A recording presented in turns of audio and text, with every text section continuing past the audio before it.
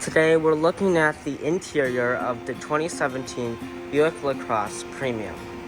This interior packs in a lot of luxury for a low price. So would you get this over the luxury competitors? Go ahead and comment below. Alright, so now coming into the interior, this is why you would buy a top trim level Buick. The interior quality.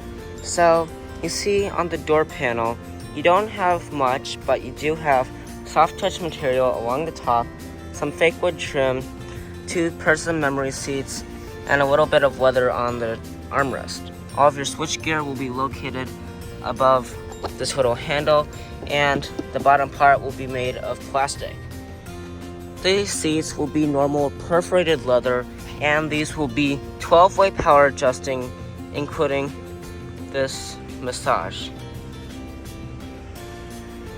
But now let's hop on in.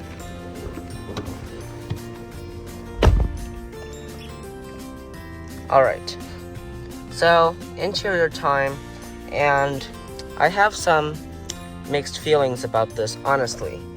So, first taking a look at the steering wheel. It's a nicely leather wrapped one. You've got your cruise control settings, heated steering wheel, and gauge cluster adjustments on the right. And it's pretty nice. You've got your paddle shifters, just these turn signal stalks I don't like very much. Sorry about the flickering gauge clusters, that's just because of the camera. Let's go ahead and take a look at the gauge clusters, despite its flickeringness, I guess. So you could scroll down, you've got your trip computers and your tire pressure monitors and your all that good stuff. We'll keep it at that for now because my grandparents like everything the way they came. But overall, very nice interior. Time to look at the materials. Soft touch plastic along the top. You've got some more of that fake wood trim, and everything else is like plastic, I think. Yep. This part is still plastic with some cool stitching. But now let's go ahead and take a look at the storage. So this is why you buy a larger sedan like this. You've got more storage, and this Lacrosse certainly has more storage. So let's see, that looks like the bottom. You've got 2 USB-A charging ports, and speaking of charging, see, you've got a 12-volt power outlet. Not sure who uses those these days, but you do have a wireless phone charger. So that is actually right here. Kind of a weird place to put it, but hey, it's a wireless phone charger. The only downside though is that I tried putting my giant iPhone 14 Pro Max in there and it would not go down. So I'm just saying, if you have a bigger phone, like maybe a Samsung Galaxy S23 Ultra or something like that, the big phones are not gonna fit. Aside from that, you've got your 2 cup holders, and let's go ahead and take a look at the shifter and backup camera. This is a funky one. You have to push the side button. Make sure you do that. You go down for drive, up for neutral, and over for reverse. So you've got a pretty good backup camera. It's not the best one that I've seen, but it's pretty good. One surprising thing is that you do not have a surround view camera, which is a big disappointment. To put it back in park, you just push that button and then you get a little ding from the car. But now let's go ahead and take a look at the infotainment and the climate controls. So infotainment system is not fast, but it's not that bad either. So it could be a little bit more intuitive, but well, that's what you're dealing with. You got WSJ, New York Times, you get text, and you've got your settings. So yeah, nothing really special there. You also have your phone, so you can call and text from here. I don't really recommend doing that while you're driving, especially the texting part, but you do have wired Apple CarPlay and Android Auto. You also have a good Bose sound system that fills the cabin.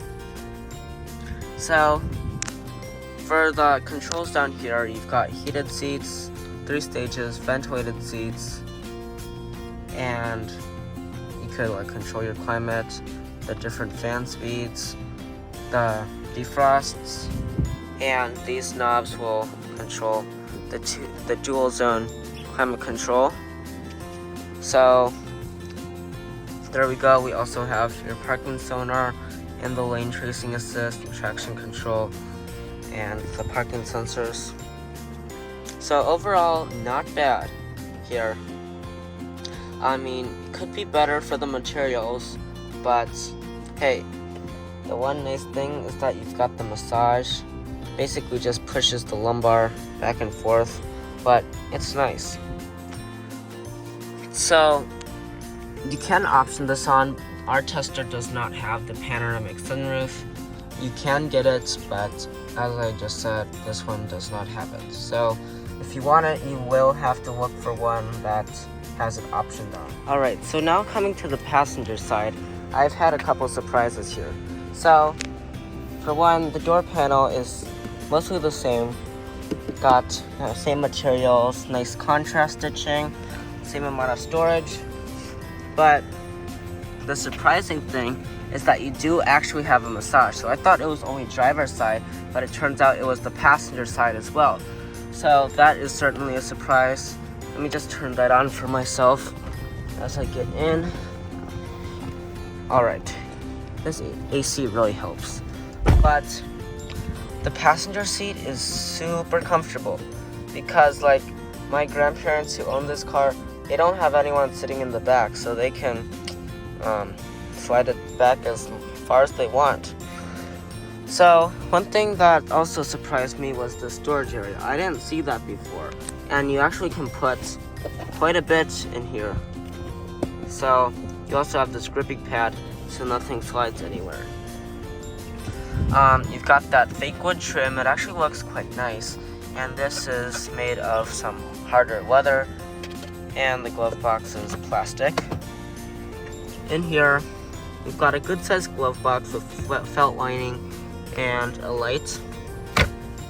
So overall, not a bad place to be over here if you don't want to be driving, but I do have to say that getting in and out of this car is really hard, and I wasn't really expecting it to be that hard. So just one thing to keep in mind about buying this car. Alright, so this is another reason why you buy a bigger sedan. You have more room in the back seat.